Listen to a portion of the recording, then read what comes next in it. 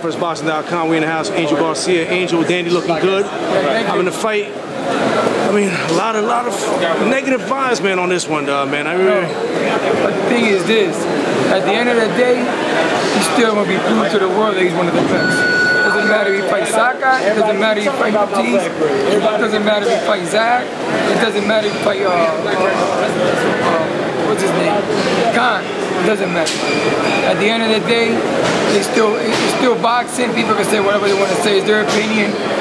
At the end of the day, it's about Danny. As long as he's happy, I'm happy.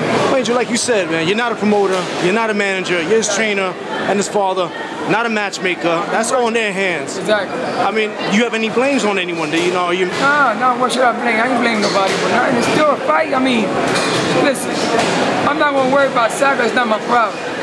He letting that get to his head. He's not defending himself, and then I can't do nothing for him. I mean, we understand that, but I mean, get into Danny's shoes.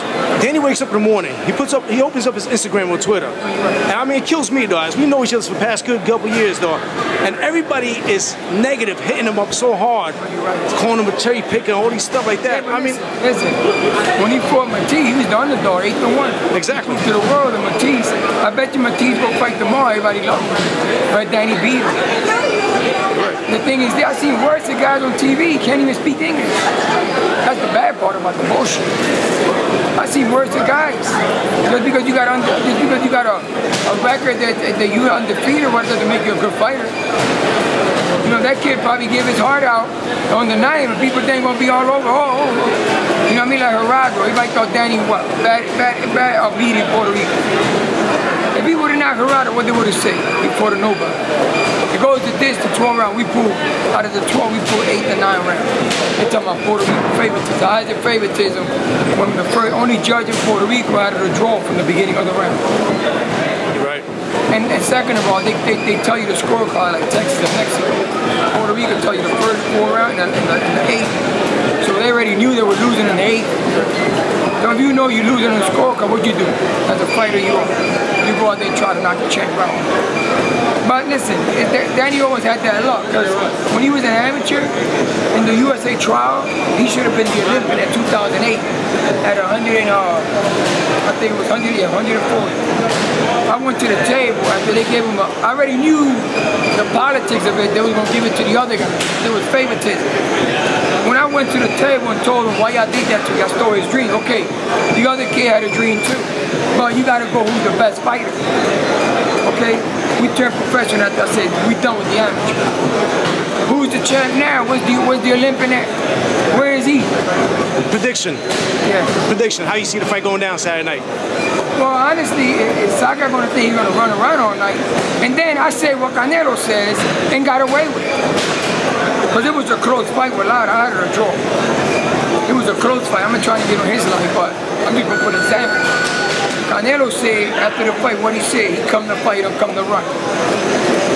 But you also gotta land to win. So we coming to fight, we ain't coming to run.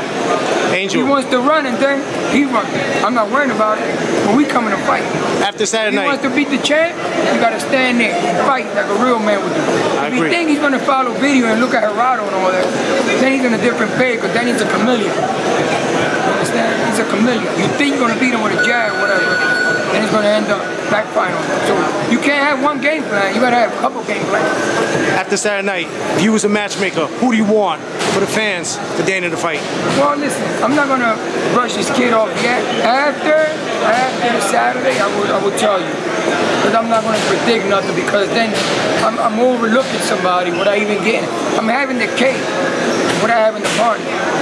So then you might drop the cake before the party, so you do. So you want to get the party first. First you want to make sure you put the balloons in, and then you send for the cake. Go get the cake. Some people do it the opposite, they drop the cake. And then there is no party, there's no cake. So first you hook up the room, you put the balloons up, you get the strippers, you know what I mean? You're right on that one. Angel, a couple last words for fans worldwide. Well, you know, love them. I mean, you can say what you got, you know, you can say whatever you want to say, because it's freedom of speech in America. They can say, they can hate him, they can call him whatever they want to call him, it's okay. It doesn't bother him, it doesn't bother him. But look at the real, look at him as an athlete. Don't look at him for who he is, what kind of nationality is he. Is he got blue eyes? Do he got black eyes? Do he got brown eyes? Do he got brown skin? Look at him as an athlete and give him that credit and love him. And don't hate him so much, but he's not a bad person. You know what I'm saying? He's not if you really get to know him, you won't hate him. You'll love him. He's a good friend. He's a good son. You know what I'm saying? Danny could be a good example for a lot of kids in the future. You know what I'm saying? He's not a part-time athlete. He's 100% athlete. You know, but you got your own opinion what to say. You know, but you don't have to love him. You know what I'm saying? But don't hate him either. Always a pleasure, man. Thank you. Always, man.